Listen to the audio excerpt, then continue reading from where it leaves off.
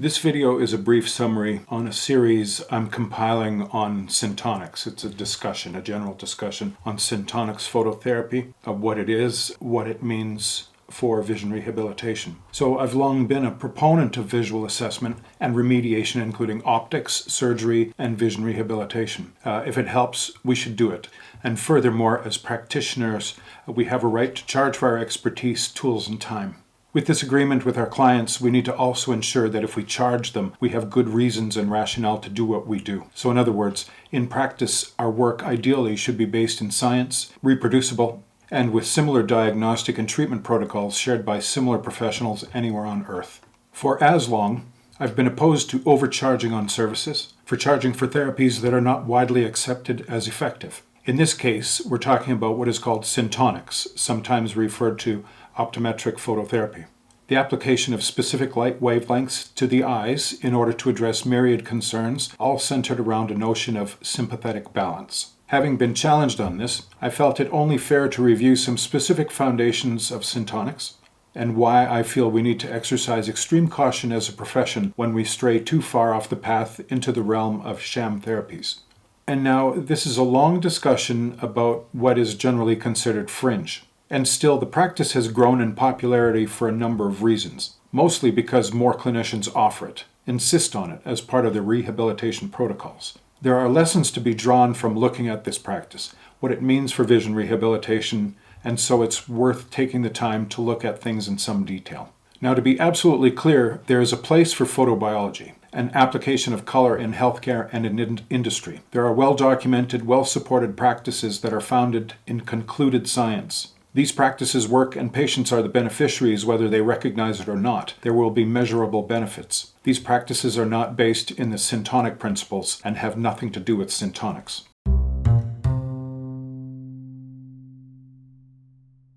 I've long had concerns about Syntonics, starting with my early days studying optometry when I'd seen a Syntonics table at a vision fair. I was amused and then alarmed at some of the things I was reading in the primary text in the domain. The practice was marginal at the time, fringe, but I monitored it from a distance. Eventually, I took the Syntonics 101 program to satisfy my own curiosity. More than anything, the experience alarmed me. The content and rationale were in no way reflecting any sort of rational, modern scientific approach or knowledge. It had no backing in research. It was costly. There was also the matter of two ODs from Poland who needed more information on why their treatment failed when they were served summons to appear in court over false claims in treating a case of strabismus. They never did get their answer.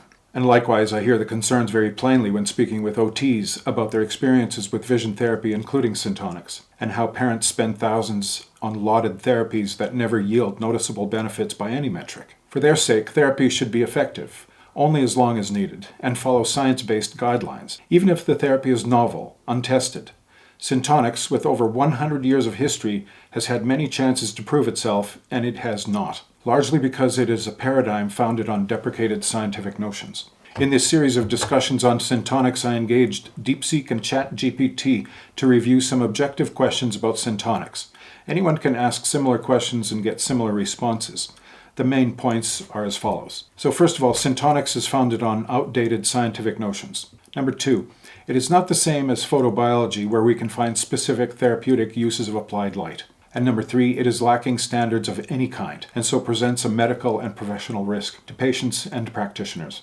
What follows is a summary of that discussion that I had with the AI engines, and more detail is provided in other videos in this series, which are forthcoming. So this is a critical review summary of my discussion on Syntonic phototherapy with DeepSeek and ChatGPT. In this case, it's DeepSeek. This series of videos summarizes a research dialogue between a developmental optometrist and an evidence-based medicine analyst, represented by ChatGPT and DeepSeek. The discussion is structured around the clinician's sequential questions reflecting a progression from general background to specific physiological implausibilities. All referenced claims are derived from the systematic review of literature cited in the endnotes. So first question, tell me about Syntonics. Riley Spitler's The Syntonic Principle, reprinted in 2011, posits that specific wavelengths or colors of light applied through the eyes can balance the autonomic nervous system, thereby treating visual anomalies such as strabismus, amblyopia, and convergence insufficiency. However, A 2023 systematic review in the Journal of Optometry concluded there is, quote, very low certainty of evidence, unquote, for all claimed outcomes, citing high risk of bias, lack of control groups, and confounding variables. That said, there are certainly nuggets of truth in the Syntonics practice that lead people to believe in its value. DeepSeek responds. Several real phenomena are misinterpreted within Syntonics. Wavelength-dependent effects. So light affects circadian rhythms via intrinsically photosensitive RGCs, retinal ganglion cells, which I'll refer to as RGCs from this point on, and mitochondrial function, so photobiomodulation, but not via Spitler's autonomic balance. Next, accommodative and vergence changes.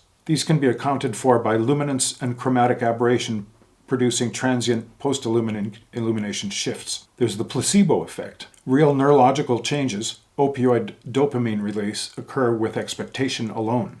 Structured rest. 15 minutes of quiet visual attention reduces fatigue non-specifically. The error is attributing improvement to a specific color rather than to time, attention, or expectation. Next question. I fail to see how Syntonics expands the visual field. I believe changes are learning effects or testing artifacts. The response. Your critique is neuroanatomically correct. True field expansion would require new photoreceptors or cortical reorganization, which does not occur post-critically. Reported expansion is adequately explained by either, number one, learning effects, perimetry improving on retest without any intervention by 1 to 2 decibels in most cases. Protocol variation, so unmasked technicians, pupil changes, or lax fixation control can occur. There can be a lack of clinical significance. No functional outcomes driving mobility. Next, whatever changes are present have no clinical significance.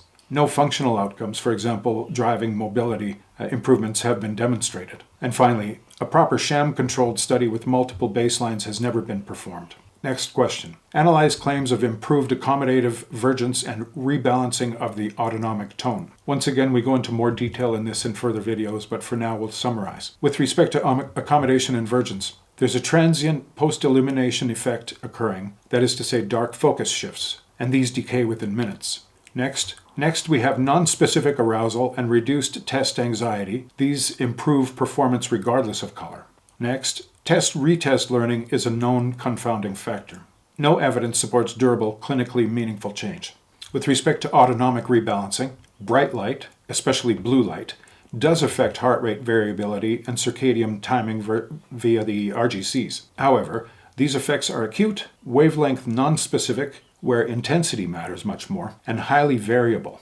The syntonic leap to color-specific lasting balance is unjustified. Relaxation, rest, and placebo fully explain observed changes. The conclusion here, based on sequential analysis of these claims, Syntonic phototherapy lacks neuroanatomical plausibility and rigorous clinical support. Observable short-term changes are attributable to non-specific effects such as relaxation, learning, attention, and placebo, rather than to specific color mechanisms. The 2023 systematic review's conclusion stands. There is no specific evidence to support its clinical use for treating any type of visual anomalies. Thanks for taking the time to watch this video. I hope you found it interesting and informative. There's more to come.